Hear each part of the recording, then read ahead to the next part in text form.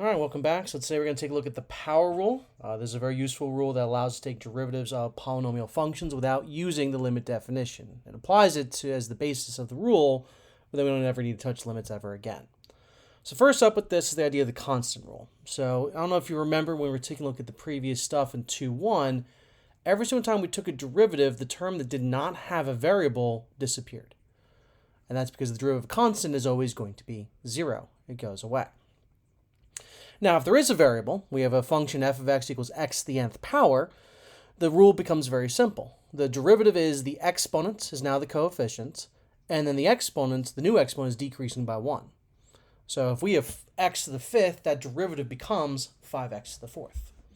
It just simply moves the exponent to the coefficient, and then decrease the exponent by 1.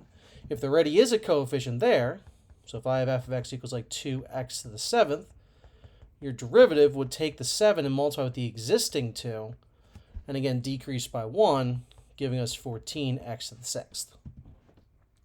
So this power rule applies anytime we have a variable raised to a rational number, meaning it's a positive exponent, a negative exponent, or a fraction exponent.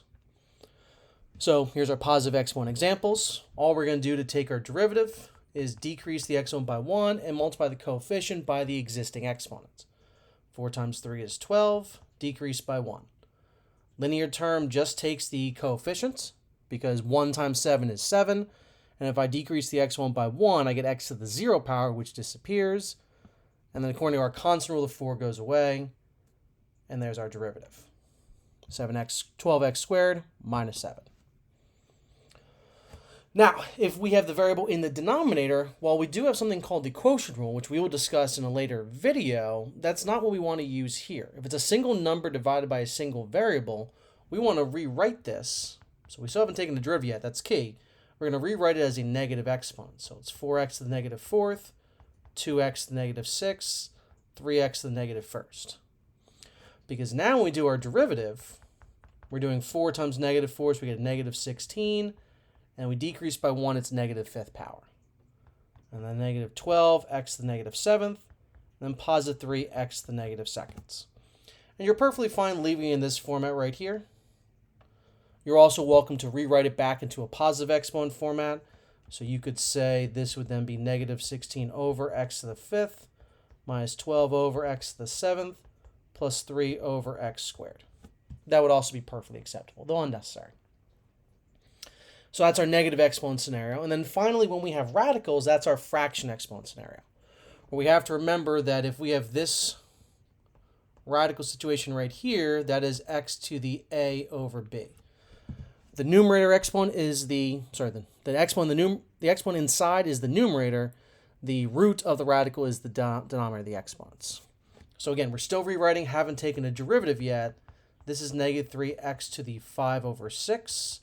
And then 4, if there is no exponent inside, it's a 1 in the numerator. If there is no number in the root, it's a 2 for the denominator. So it's x to the 1/2. All right, so like meaning if I had the cube root of x, that's x to the 1/3. If I had the square root of x to the 7th, that's x to the 7/2. Okay, so again, no exponent inside, the numerator is a 1. No root on the outside, the denominator is a 2. So we take this derivative. We get a negative 15 over 6, x to the negative 1/6, plus a 4/2 x to the negative 1/2, which we'll want to, as always, reduce those fractions. This is going to be a negative 5/2. We divide everything by a 3, x to the negative 1/6, and then this would just be a 2x to the negative 1/2. Again, you're welcome to rewrite them back into radical and positive exponent formats. Unnecessary, we're just going to leave it like this for the negative exponents. So that's your basic power rule. Very standard, very straightforward. You'll use this throughout the entirety of really anything involving with derivatives. Obviously, we'll talk about other rules as well as we go through them, but this is just your basic power rule for right now. Now, we also will sometimes not actually define a full function. We'll just use a table of values to define certain discrete select points. We can still work with derivatives based on these tables. The key is we'll just be using different basic rules for right now. We'll do more tables, we learn more and more rules. So here they define h of x as 3f of x minus 2g of x. And we want to find h prime at 4. So obviously we don't know what f of x and g of x is. But when we take our derivative, as we saw with the basic power rule, the coefficient didn't affect the derivative process. It just multiplied with the derivative results. So this would just be 3f prime minus 2g prime. Without knowing the exact function for f of x and g of x, there's no other rules that can be applied. F just becomes f prime, g just becomes g prime. So if I want to know the value of h prime at 4, I'm just doing 3 times f prime at 4 minus 2g prime at 4. So I'm looking at these values right here in our table. F prime is negative 6, g prime is negative 3. We get negative 18 plus 6, which is a negative 12.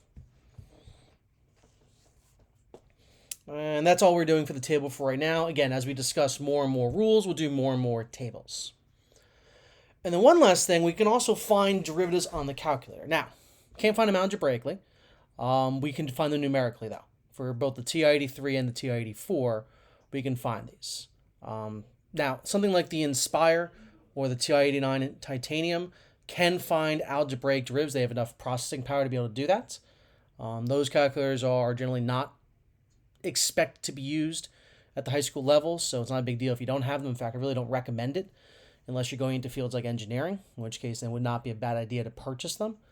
All the fields, the 83, 84 is perfectly fine. So what you're going to want to do is, I'm going to show you the process you can do this by hand for a simple one.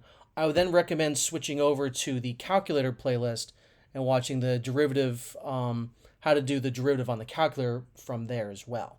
So here, derivative by hand is very straightforward. We take our derivative, f prime is 8x, 3 disappears. F prime at negative 1, we would just do 8 times negative 1, and we get negative 8. That's all it is. Now, that negative 8 has a certain value, certain special tool that we will, again, further discuss as we get into more of this. We know that the derivative is related back to the tangent line problem. This negative 8 is the slope of a tangent line. We'll get into more uses for that later on. So we know that this is negative 8. So at this point, you want to switch over to the calculator video, and you'll see me do this exact problem on the calculator as well as other ones that we either can't do by hand right now or would be incredibly difficult to do by hand, or just in general can't evaluate without a calculator anyway because the numbers are involving exponentials or logs or trig or anything else like that. All right, so that's it for the power rule. I will see you next time when we get into the concept idea of differentiability, and then get into many different rules we can use with these functions. So I'll see you next time for those.